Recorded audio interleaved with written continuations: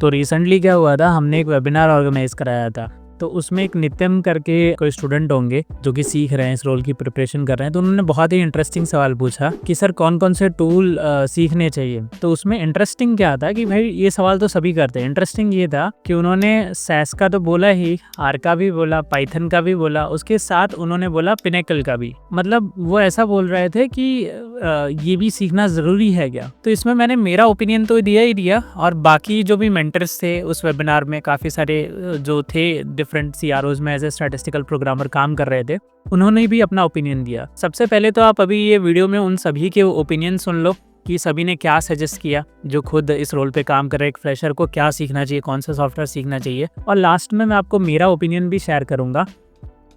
Nitin, like please turn on your camera and go ahead with your question.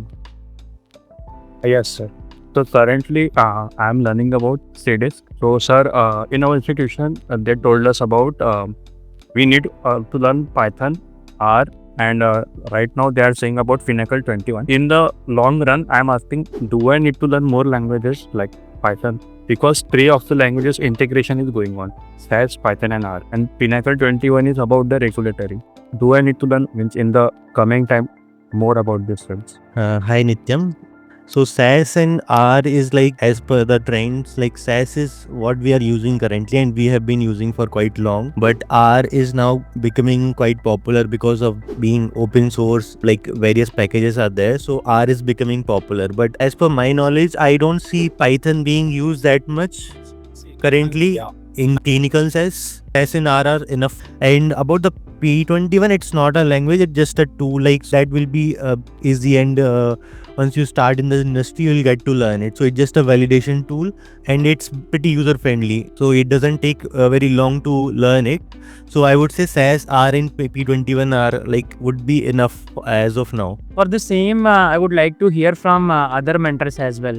Saddam, let me hear something from you as well.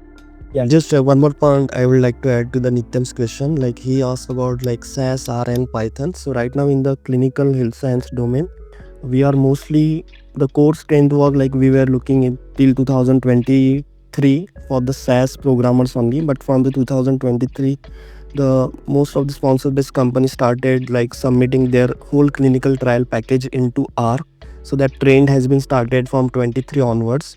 So yeah, if you have quite good strength on SAS and along with that R, you will have that plus point to entry in the as a statistical programmer.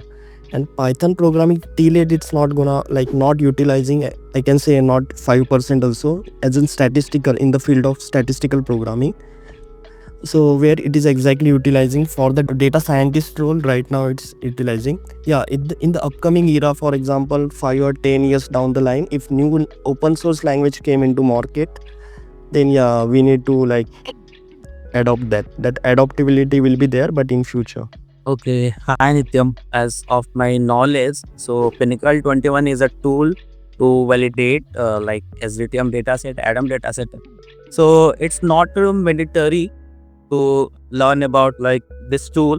For example, like you are aware the software languages SAS, R, Python, but Pinnacle 21 is not a software language. It's a tool to validate. So if you are a fresher and you want to go in the and start your career in a clinical SAS programmer. I would like to add here. Actually, I agree with Saddam and Ashutosh, both of them, because in the industry, the programming team uses this tool to validate that as per the guidelines, ADAM and STTM. It's a validation tool because we need to submit to the regulatory. So right now, as you are going to start your career, so you should have thorough knowledge which we giving you guys are getting from Subham regarding SAS and R and other. So you just please focus on those stuff. If you know this tool later, it is like a training by the team members. If it is a requirement and if they are assigning you this task, definitely they will teach you as well. So it's not an entry level requirement. Entry level requirement would be for you to learn these tools which you are getting training for them. तो अब जब आपने सबके opinion जान लिए हैं, तो मेरा ओपिनियन ये है गाइस कि देखो एक सीक्वेंस है। मतलब जब आप सॉफ्टवेयर सीखते हो ना इस रोल के लिए, तो सबसे पहले आपको SAS सॉफ्टवेयर सीखना है, उसके बाद आपको आर सॉफ्टवेयर सीखना है, और फिर भी सीखने का मन हो तब आपको पाइथन सीखना है। ठीक है, तो मार्केट के हिसाब से क्या इनफ है, मतलब क्या सीख के आप किसी भी कंपनी में जॉब ले सकते हो, वो है सैस और आर। ठीक है, अगर पाइथन सीख लेते हो तो और अच्छी बात है, उसमें कोई बुरी बात नहीं है। बट अगर आपको प्रिपेयर करना है क्लिनिकल सैस रोल के लिए तो ये 2 सॉफ्टवेयर इनफ होते हैं। डोमेन नॉलेज में क्या चाहिए होता है उसके लिए मैं शायद एक अलग से वीडियो बना सकता हूँ, डिटेल में बता सकता हूँ, क्योंकि काफ़ी सारी चीज़ें होती है, उसमें भी डिटेल में जाएंगे। बट सॉफ्टवेयर में ये सीक्वेंस होना चाहिए, सबसे पहले आपको सैस सीखना चाहिए, फिर आर एंड फिर पाइथन। अगर इस सीक्वेंस में सीखोगे तो आपके लिए काफ़ी अच्छी चीज़ होगी। तो बस, और भी कोई डाउट या कुछ भी क्वेश्चन हो तो आप मुझे कमेंट में पूछ सकते हैं, और बहुत सारे हमने वीडियोस बनाए हुए ऑलरेडी, वो भी जाके आप विजिट कर सकते हैं। और मिलते हैं अगली वीडियो में, तब तक के लिए शुक्रिया दोस्तों।